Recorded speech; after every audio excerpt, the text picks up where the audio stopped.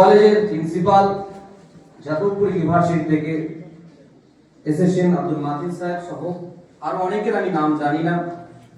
Foreign থেকে আগত একজন মেহমানও আছেন। সাথে সাথে মিলাদুন নবী কমিটির প্রত্যেকটা সদস্যকে জানাই আন্তরিক শুভেচ্ছা। সামনে বসে থাকা আমার কলেজের ভাই বোনরা সকলকে জানাচ্ছি আন্তরিক শুভেচ্ছা ও অভিনন্দন। আজকে আমরা ঈদ এ মিলাদুন নবী উদযাপন করছি। সেই হযরত মুহাম্মদ সাল্লাল্লাহু আলাইহি সাল্লাম সম্পর্কে আমাদেরকে একটু জানতে হবে। যেহেতু এটা কলেজ, আমরা হিন্দু মুসলিম সবাই মিলে এই ঈদে মিলাদুন নবী উদযাপন করব। কেন করব? হযরত মুহাম্মদ সাল্লাল্লাহু আলাইহি সাল্লাম, প্রফেট মুহাম্মদ সাল্লাল্লাহু আলাইহি সাল্লাম তিনি কি শুধু মুসলিমদের নবী? কোরআন কি শুধু মুসলিমদের ধর্মগ্রন্থ? এটা ধর্মগ্রন্থ নয়, এটা জীবন বিধান। কোরআন শরীফটা একটা জীবন বিধান। কোরআন নিজে বলছে সূরা বাকারা 185 নম্বর আয়াত, হুদাল লিনাস, যে হযরত মুহাম্মদ সাল্লাল্লাহু আলাইহি সাল্লাম শুধু মুসলিমদের নয়। কোরআন বলছে, কোরআন শরীফের 12 নম্বর 21, সূরার নাম সূরা আহজাব, সূরা আহজাবের 33 নম্বর আয়াতে বলছেন লাকাদ কানা লাকুম ফি রাসূলিল্লাহি উসওয়াতুন হাসানাহ।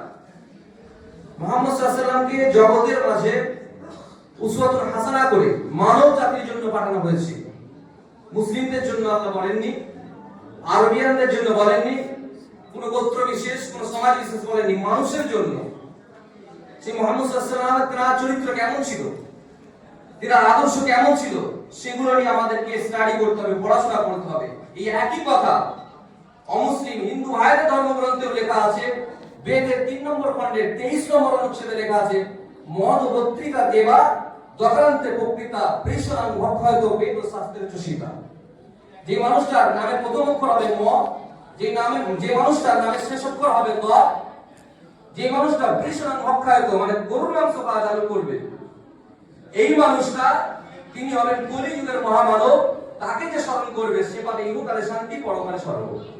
সে একই কথা কোরআন বলছে, একই কথা বেদও বলছে। তাহলে আমাদের মধ্যে ডিভাইড থাকবে কেন? আমরা মুসলিম, আমরা হিন্দুস্তানে বসবাস করছি, আমরা ভৌগোলিক দিক থেকে আমরা কিন্তু সবাই হিন্দু। আপনি যদি মধ্য শিক্ষা পর্ষদের ক্লাস 7 এর ইতিহাস বইয়ের 22 নম্বর পৃষ্ঠায় পড়ে থাকেন, আপনার মনে থাকবে লেখা আছে সিন্ধু নদের অববাহিকায় যারা বসবাস করে তাদের বলা হয় হিন্দু। আবার কোরআন খুলে দেখুন সূরা আজ 78 নম্বর আয়াত আল্লাহ বলছেন ওয়া সাম্মাকুমুল মুসলিমিন, পৃথিবীতে আমি সবাইকে মুসলিম করে পাঠিয়েছি। তাহলে আমাদের রক্ত লাল, আমাদের সবাই আমরা এক। যেখানে রয়েছে শ্বেত রক্তকণিকা, লোহিত রক্তকণিকা, অনুচক্রিকা, আমাদের সবার রক্তের একই গুণ। তাহলে আমাদের মধ্যে ভেদাভেদ থাকবে কেন? আমরা হিন্দু মুসলিম একসঙ্গে আমরা এই মিলাদুন নবী পালন করব। সেই মুহাম্মদ সাল্লাল্লাহু আলাইহি সাল্লাম সম্পর্কে জেনে নিন।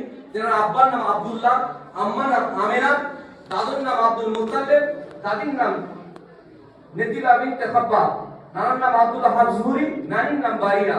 তার 4টে মেয়ে, 3টে ছেলে। 4টে মেয়ে কি কি? জাইনাব, রুকাইয়া, উম্মে কুলসুম, ফাতেমা। 3টে ছেলে কে কে? আব্দুল্লাহ, কাসেম, তাহের। স্ত্রী 13 জন, খাদিজা, সওদা, আয়েশা, হাফসা, জাইনাব, উম্মে সালমা, জাইনাব, জারিয়া, মারিয়াম, সাফিয়া, রায়হানা। হযরত মুহাম্মদ সাল্লাল্লাহু আলাইহি সাল্লামের আদর্শ, তিনি ছিলেন মানবতা মুক্ত প্রোটিন। আজ যদি আপনি গুগল ইন্টারনেট সার্চ করেন, মুহাম্মদ সাল্লাল্লাহু আলাইহি সাল্লাম তিনি সুপারম্যান হিসেবে সবার প্রথমে আসছে। মুহাম্মদ সাল্লাল্লাহু আলাইহি সাল্লাম তিনি রিসার্চ কারা করেছেন? Humphry Davy, Michael Faraday, Einstein, doctor Maurice Bukhari, mister Cook, mister Jaberi, এই সমস্ত শ্রেণীর মানুষগুলো মুহাম্মদ সাল্লাল্লাহু আলাইহি সাল্লাম সম্পর্কে রিসার্চ করেছে, গবেষণা করেছে। রবীন্দ্রনাথ ঠাকুর মুহাম্মদ সাল্লাল্লাহু আলাইহি সাল্লাম সম্পর্কে পড়াশোনা করে তিনি বললেন, আমি এই মানুষটা সম্পর্কে পড়াশোনা করে যেটা বুঝলাম, তিনি কোনো সাধারণ মানুষ নয়, তিনি একজন ঐশ্বরিক মানুষ। তো সময় সংক্ষেপ, জর্জ বার্নার্সের একটি কথা বলে বক্তব্য শেষ করছি। মাইকেল এলিশার্ট মুহাম্মদ সাল্লাল্লাহু আলাইহি সাল্লাম সম্পর্কে 1 নম্বরে তিনি 100টা মানুষের মহামানবের জীবনী লিখে মুহাম্মদ সাল্লাল্লাহু আলাইহি সাল্লামকে 1 নম্বরে এনেছিলেন। তো মাইকেল এলিশার্ট তিনি বললেন, মুহাম্মদ সাল্লাল্লাহু আলাইহি সাল্লামের জীবনী পড়ে দেখলাম সেই মানুষটা জীবনে ভুল তো দূরের কথা, একটা মিথ্যা কথা বলে না। সুবহানাল্লাহ। তো জর্জ বার্নার্স বলছে, I believe if I like Muhammad sallallahu alaihi wasallam, witness in the private worship of this world, the would success to solve of any problem of this world.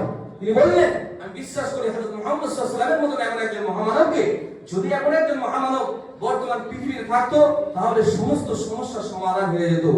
আমি এই বলে মুহাম্মদ সাল্লাল্লাহু আলাইহি ওয়াসাল্লামের জীবনী বিস্তারিত বলে পৃথিবীর গাছগুলো কলম করলে, পানিগুলো কালি করলে শেষ করা যাবে না। এখানে আমি আমার অসমাপ্ত বক্তব্য সমাপ্ত করলাম। সকলের প্রতি আমার আন্তরিক ভালোবাসা রেখে ধন্যবাদ। জাযাকুমুল্লাহু খায়রান।